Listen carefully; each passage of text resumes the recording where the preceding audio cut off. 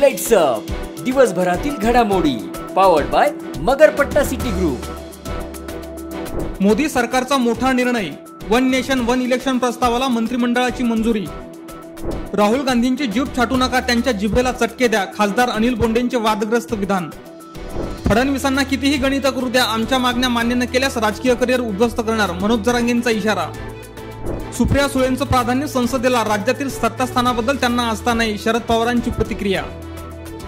अतिशय 21 सप्टेंबरला घेणार मुख्यमंत्रीपदाची शपथ, उपराज्यपालांकडून सरकार स्थापनेचं निमंत्रण।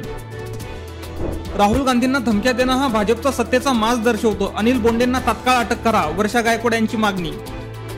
उद्धव ठाकरेंचा पैसे घेऊन तिकीट देण्याचा प्रयत्न, बाळासाहेब असते तर उलट टांगलं असतं, रमेश बोरणार यांचा आरोप।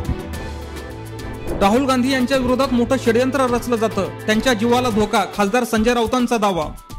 भ्रष्ट महायुतीला सत्तेतून हटवणं हेच आमचं उद्दिष्ट, लागून चालन करायचं असतं तर मी केंद्रात मंत्री असतो, नाना पटोले। आमदार नितेश राणे हे खंडणीखोर, माजी आमदार उपरकर यांचा आरोप।